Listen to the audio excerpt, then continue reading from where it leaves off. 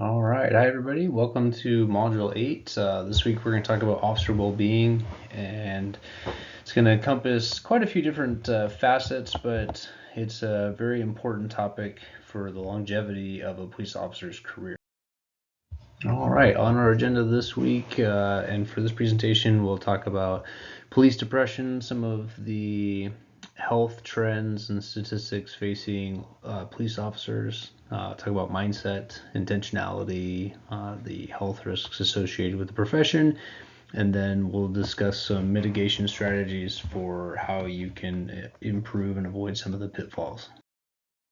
So the first topic that we're going to cover is going to be depression, and maybe surprising, maybe not, kind of the staggering statistics surrounding depression in law enforcement as opposed to the general wider population.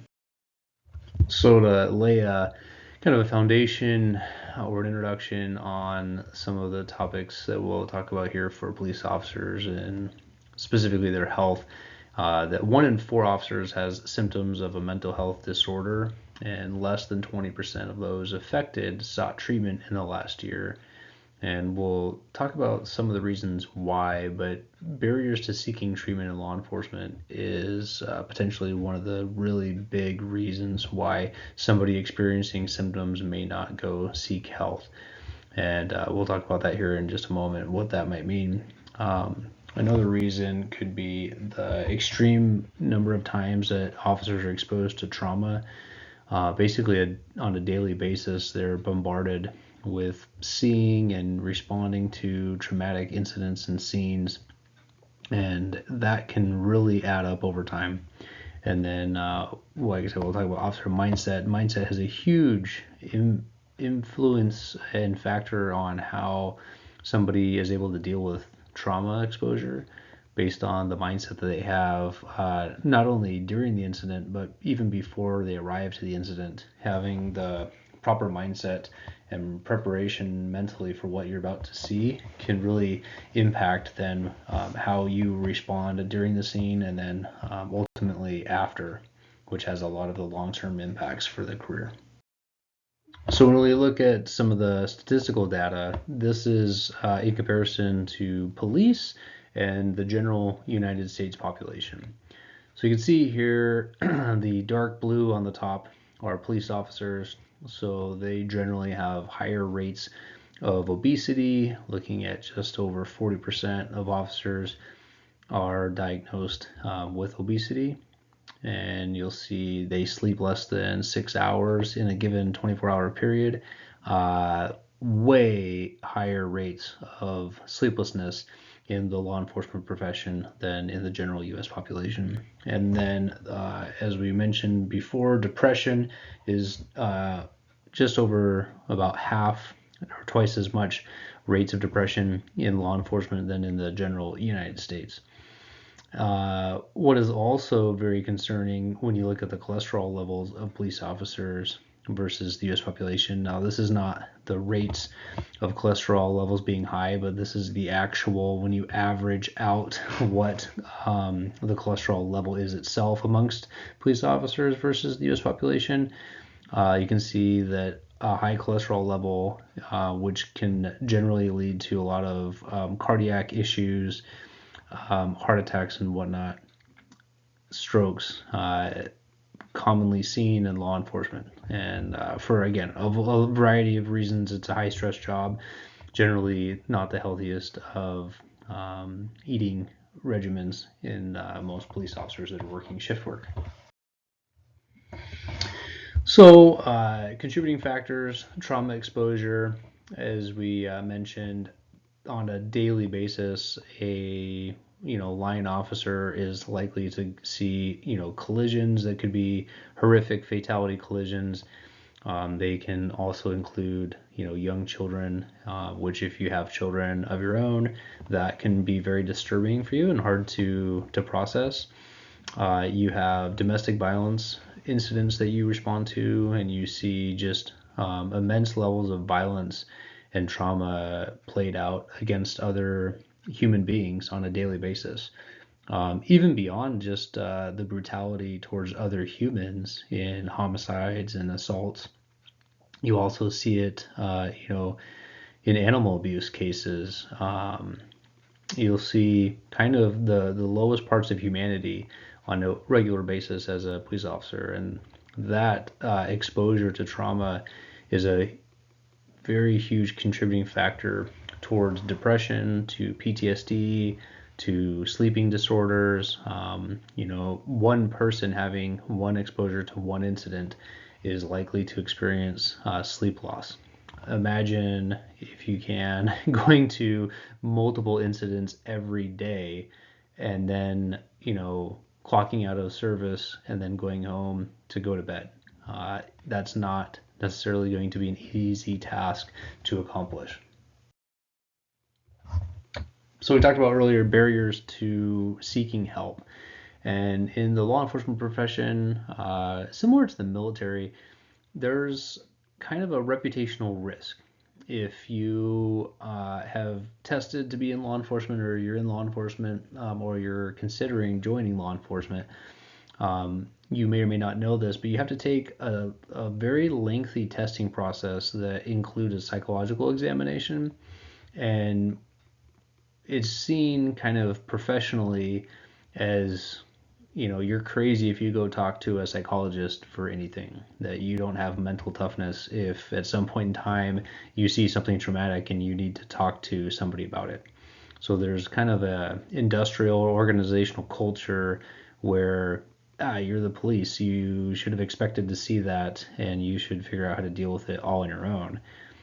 There's also an expectation of officers just being resilient to seeing the trauma and knowing how to just cope with it. So there's the barrier to seeking, help, especially when we're talking about mental health, is that, some departments, if you seek a psychologist or you see a department psychologist or psychiatrist, that might get reported. And in some agencies, depending how those therapy sessions continue, you could potentially be relieved of duty. You might have your weapon removed based on any concerns that that physician may or may not have on your mental state and carrying a weapon. And so there's a kind of a distrust between law enforcement officers and that department psychologist or independent providers on what that impact might be on their profession and their ability to carry a firearm and maintain their employment. So there's this distrust and concern, and I think a lot of just general confusion on whether or not that actually is something that can happen or that would happen. But that's an initial barrier. And then also amongst your peer group in law enforcement, at least historically, it has been seen as a weakness if you have any need for help. If you need to go talk to a doctor because you're having problems, processing the trauma that you see, a lot of your peers may, or at least the police officer's perception would be that your peers would see you as being weak and not able to be trusted as your backup. It's a profession that's unique in that you truly rely on your peer, the person next to you, to your left and to your right, to one day potentially save your life. You could be at any moment called to a scene where you have to have somebody shoulder to shoulder going into a building with rounds going off, right beside you. And so there's a deep level of trust and respect that's needed to be comfortable with who that person is going to be as your backup. And so because of that, if you show even the tiniest chink in your armor of not being able to, cope with something that maybe everybody else went to the same scene and they had no problem dealing with that, but for some reason that's a scene that you are having difficulty mentally processing, that can be a barrier for why an officer might not seek that help. So just for agencies and individuals in the profession or considering to join the profession, understanding that those reputational risks do exist, and that you as an agency, and especially for leaders within these agencies, have to break down those barriers and encourage mental health checkups. It should become a normal thing that is expected by the department. It shouldn't be an abnormal thing, and no one should ever feel awkward about seeking help and making sure that they're taking care of themselves mentally, physically, and in any other way, so that they are ready to go to the next call.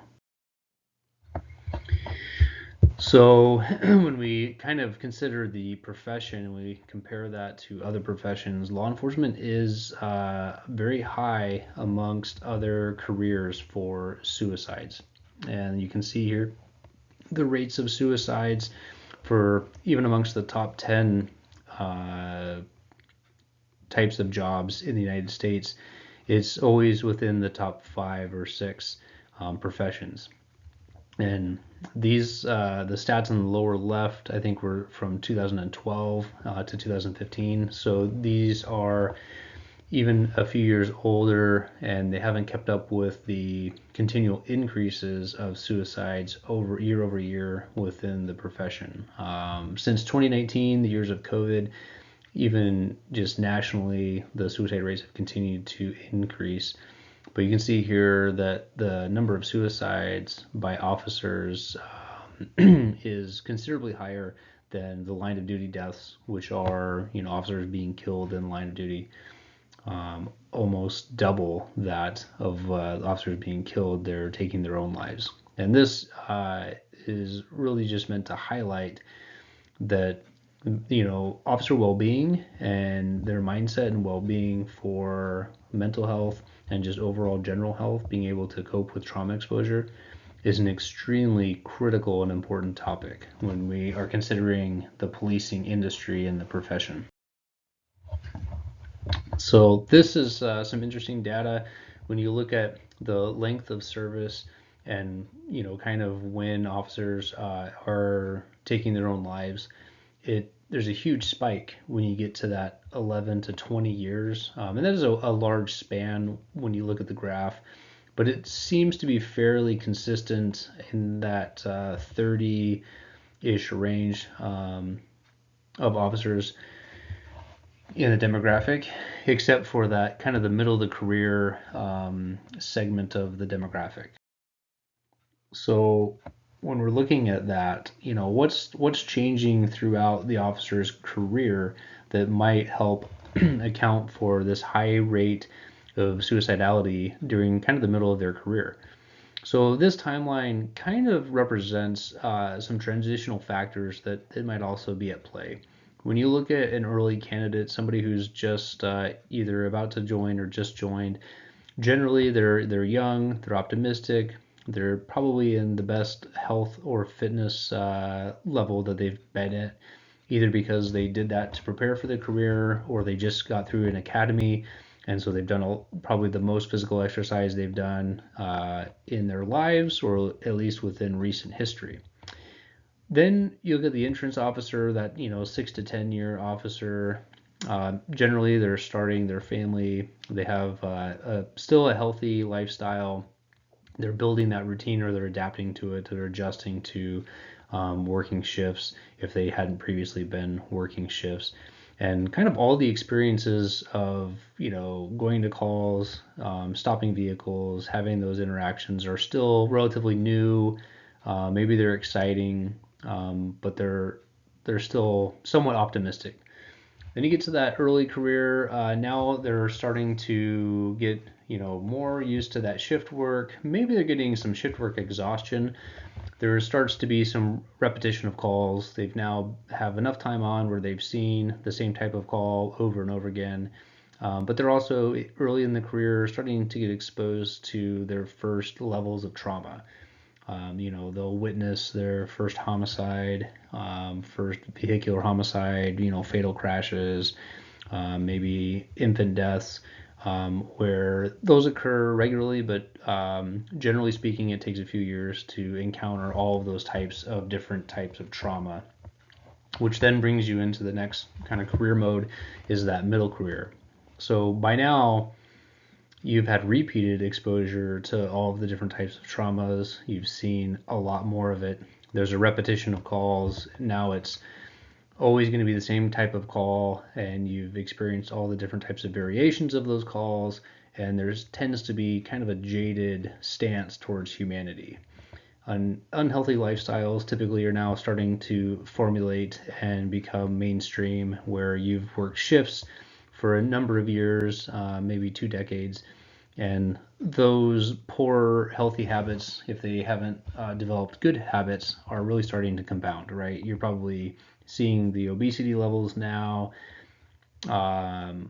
If you haven't maintained good mental health, you're seeing the impacts of that, depression, which can lead to other complicating factors, substance abuse, alcoholism, as a coping mechanism, which frequently deteriorates your relationships with spouse, children, family life can deteriorate. And that might be some of the causations where in that middle of the career, we see that spike is now unhealthy habits and trends are really starting to compound, and the worlds are kind of clashing and colliding here. Then you have kind of that sunset career where you're about to retire. Definitely here you have a jaded view towards the community and humanity. You've been there, you've done that. You've had so much trauma exposure where it can leave officers feeling overall just numbness. And then if you haven't, again, developed any good habits or health styles, those are all going to be impactful into just your overall health and well-being. So this is kind of a snapshot into that mindset timeline of how, just from one kind of microcosm perspective of how an officer's profession can kind of devolve if they're not maintaining good, healthy mindsets and good, healthy practices. So when we talk about mindsets, there's so many ways that your mindset is applied within law enforcement, but really any activity at any point of your life. And you can see with the illustration here, you have optimist, pessimist, realist, skepticist, psychologist, surrealist. You really have the ability to look at anything from a number of ways, and that is going to really frame how your perceptions and then ultimately your reactions and your emotions are going to be formed about that. So you have the glass half full and you have the glass half empty, and that really is a way of summing up a lot of what you're going to experience in life. But as an officer, if we just take one unique aspect as a police officer, you're going to have a citizen contact.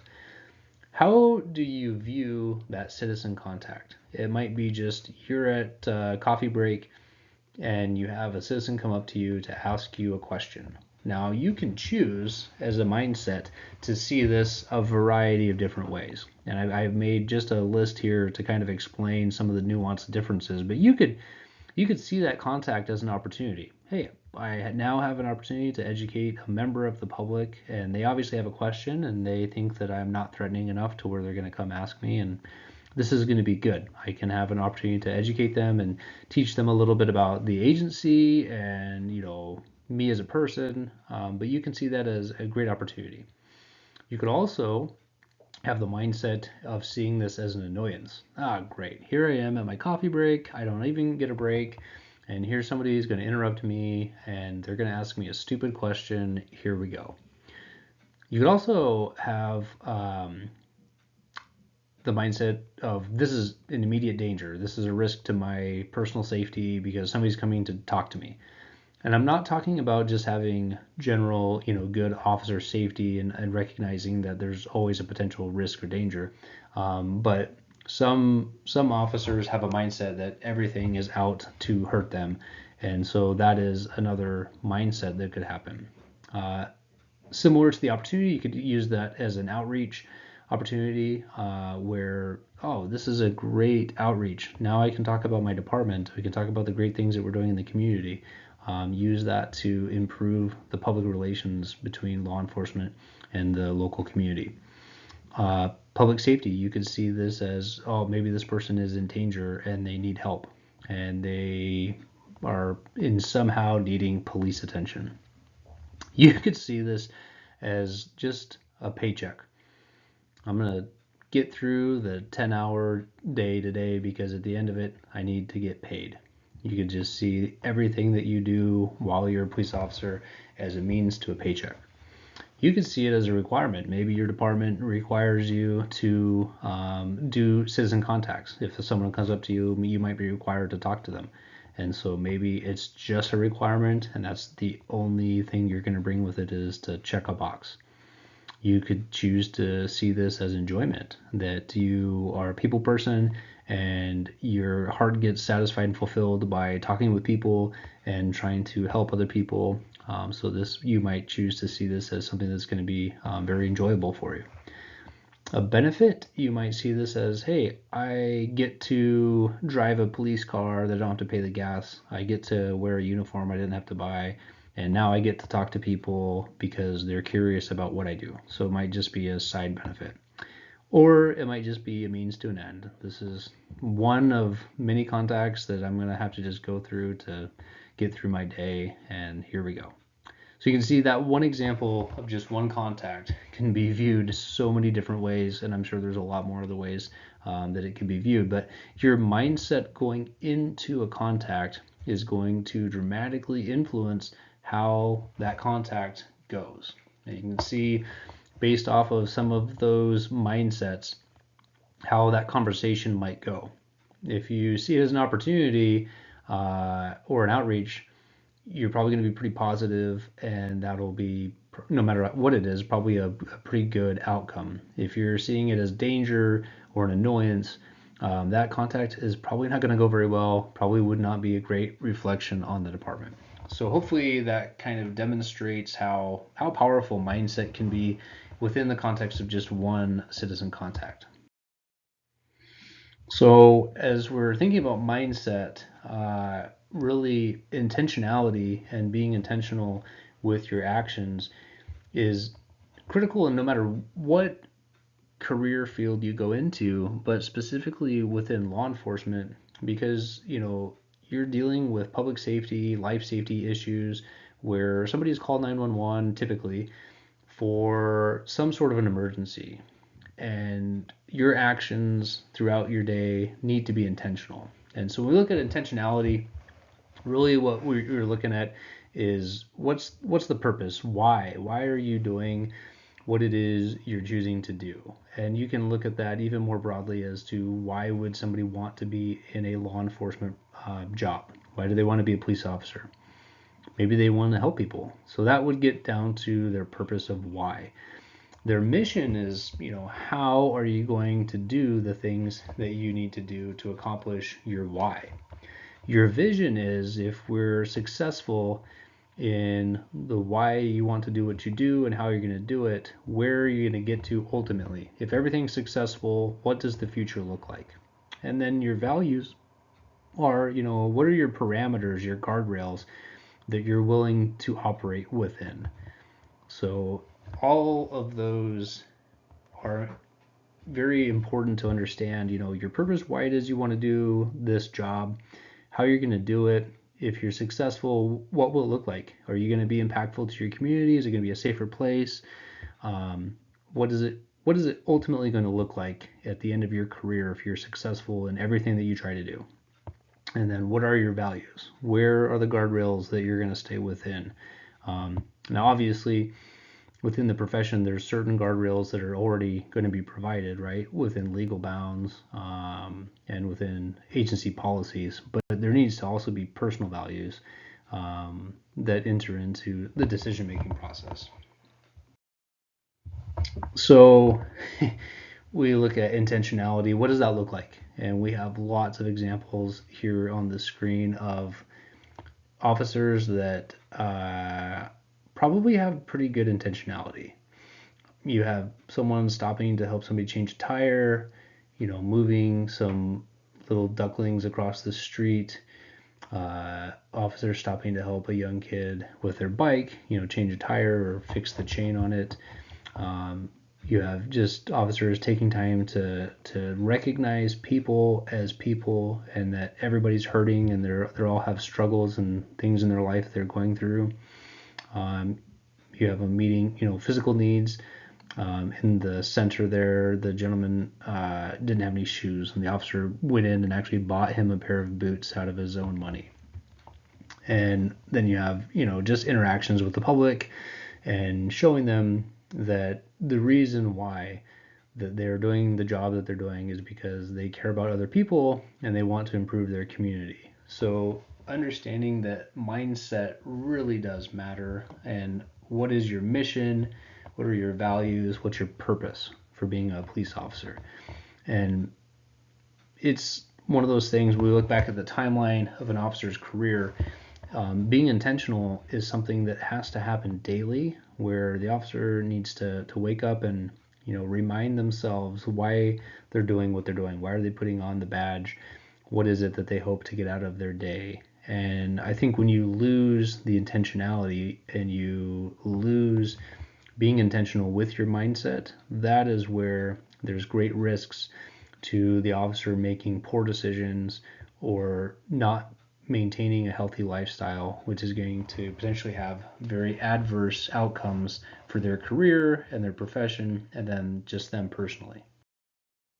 So when we look at health risks in them as a person, there's a number of risks that are just going to naturally come with law enforcement. You're working shifts, you're going to work night shift. One of the probably most obvious and detrimental issue is sleep deprivation, and just the effects of not having good sleep that it has on the human body. Obviously, your alertness is going to be impaired. That's a big deal when you're a police officer and you need to maintain a high level of alertness, and you need to have quick reactions, not only when you're driving, but when you're at a critical incident and you're making split-second decisions that are also life safety decisions. You've got to get that correct. That's how you perceive and react to critical incidents. Sleep deprivation has adverse impacts on heart disease. We already know that the law enforcement profession, officers have a higher level of cholesterol, which is already putting more strain on the heart. And then now you have an increased risk for heart disease because you're getting less sleep. All these things are hard on an officer's body. Your spatial disorientation, there's many studies that have been done where sleep deprivation can be as or more impairing than alcohol, beyond the legal limit of 0.08. So we know that it is extremely dangerous to be tired and driving. And you can see on the graphic here that more than half of all police officers are recorded as not getting enough sleep. That can lead to a lack of control and appetite control. So you might overindulge on your portion size, or just for convenience factor, eat fast food, which again, that creates kind of a vicious cycle where that can contribute into being obese, which can lead to more depression, more difficulty sleeping because of sleep apnea and other things. And so round and round you go, where the same health risks kind of keep aggravating the other symptoms that an officer might experience. So we have shifts are a huge issue, a lack of physical fitness. The operating environment for police officers obviously is very dangerous.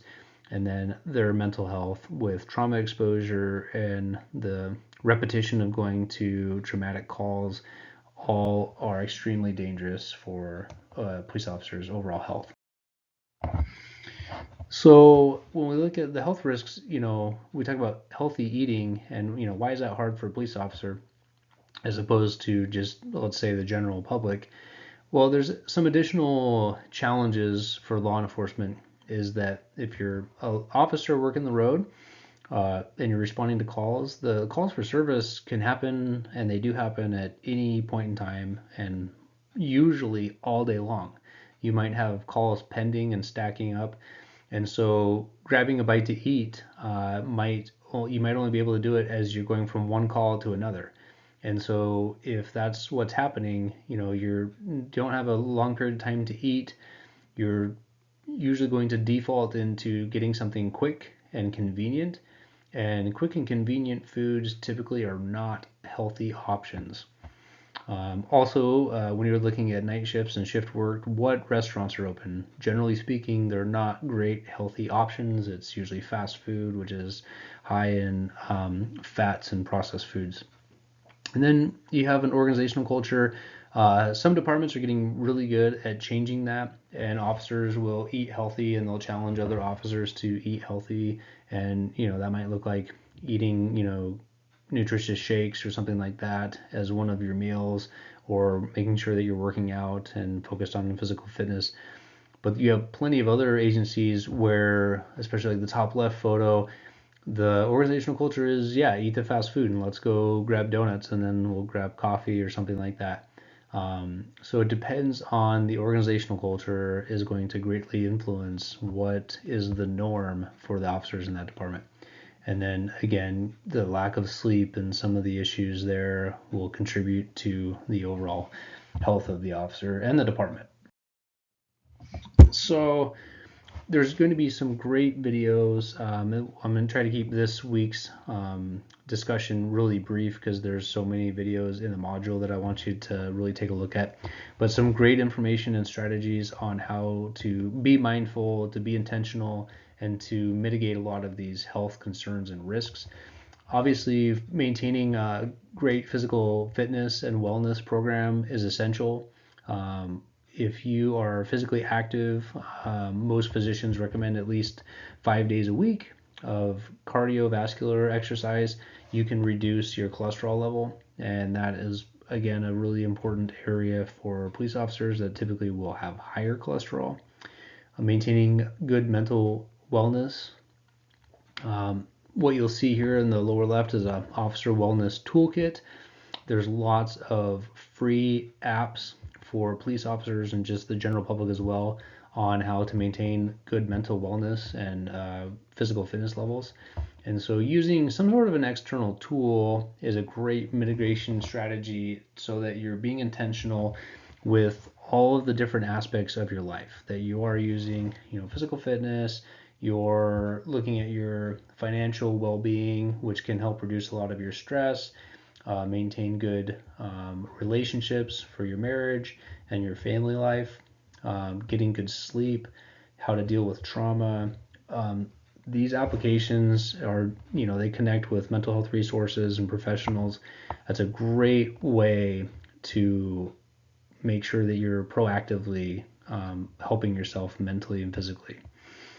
The huge component is also your spiritual fitness and well-being, that you're engaged in some sort of a faith system, going to church if that's what your belief system is, and being engaged, having connectedness.